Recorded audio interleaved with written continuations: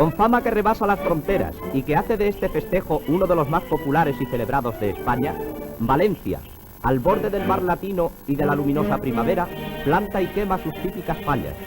El arte de la imaginería,